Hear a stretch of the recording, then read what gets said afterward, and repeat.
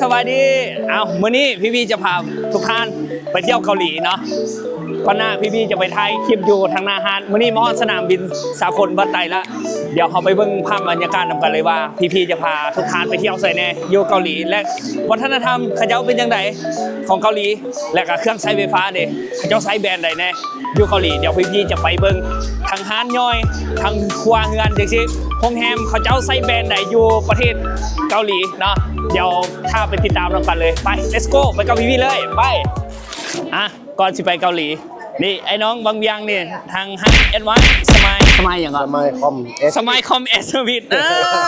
ลืมหมดได้นี่ไอพี่ลืมเมื่อนะว่าให้ไปบางเบียงเนี่ยบ่ได้เลยเดี๋ยวไปเกาหลีแมนไอเคยไปจะคืออะไรเกาหลีนี่ยังบ่เคยไปแต่เคยเห็นในทีวีเนาะเดี๋ยวสิไปเบิ่งว่าเวลาไอ้น้องเขาไปฮอดเกาหลีเขาจะว่าหนาวแห้งเลยหนาวแห้งเดี๋ยวไปพิสูจน์ก่อนเพราะเขาอยู่ลาวเขาบ่เคยสัมผัสเขาต้องไปสัมผัสเบิ่งว่ามันจะเป็นยังไงอากาศหนาวสำหรับหนาวซ้ำมันอยู่บ้านเขาบ่ซ้ำบางเบียงบ่หรือว่าซ้ำเวียงจันทร์บ่เนาะแต่ว่าก่อนสิไปนี่โอ้ทางบริษัทยอดนิยมการค้าเนาะสนับสนุนหลักเลยกับทริปนี้เต็มที่ไปเอาไปหาเพื่อนหาประธานก่อนแป๊บนึงและตอนนี้พี่ก็มาฮอดหาประธานผู้สนับสนุนหลักในทริปนี้เที่ยวทัวร์เกาหลีแนะนำตัวเองนะสบายดีเนาะบ่มีประธานเนาะนี่เนาะมีแต่เสี่ยวกันเนาะโอ้ย2เสี่ยวเฮ้ยฮักแพงหลายขายเครื่องไฟฟ้าจำกัดเพียงผู้เดียวโอ้ประธานเป็นจัดหนักสุดยอดตู้แช่ตู้เย็นเครื่องใช้ไฟฟ้าต่างๆเนาะติดต่อพี่ครบวงจรที่สำคัญเนาะกินเบียร์เก่งไอ้มันแน่นอนอยู่แล้วนี่นะให้มันไปส่งฮอดบ้านเลยพวกท่านไปเตรียมเบียร์ไว้ถาดเนาะ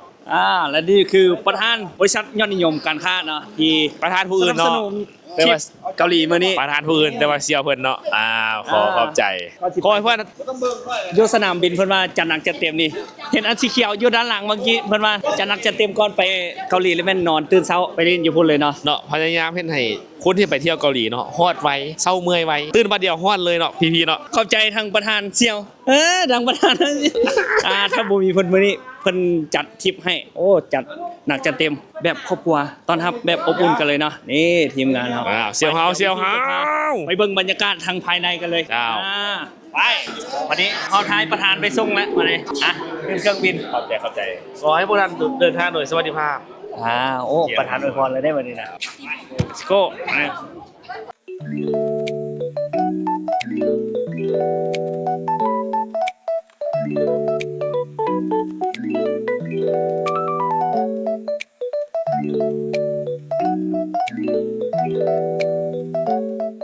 ก่อนที่ไปเกาหลีนี่ไอพี่ซ้อมกินมีเกาหลีก่อนกินมีเกาหลีก่อน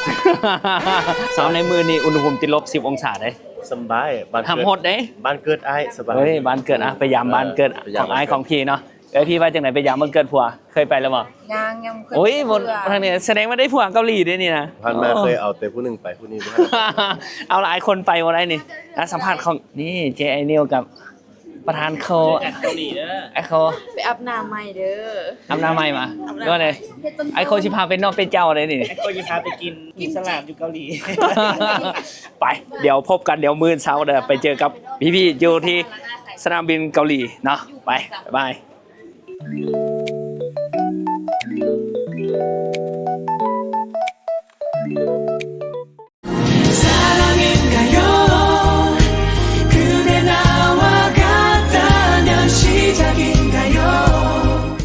แล้วตอนนี้เขาก็ขึ้นเครื่องเป็นที่เรียบร้อยนะเขาจะใช้เวลาเดินทางไปเกาหลีใช้เวลาประมาณ8 ชั่วโมงเนาะแต่ตอนนี้สนามบินสากลบันไตฝนตกนะวันนี้พอดีอากาศดีอากาศพอดีอยู่แต่ว่าสิไปฮอดเกาหลีเดี๋ยวไปเบิ่งว่าอากาศหนาวแห้งเนาะที่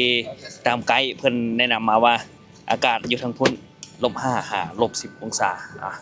ใส่เสื้อประมาณ5 ตัวเนาะบ่ไอ้แสงเป็นคนเกาหลีหรือเปล่านี่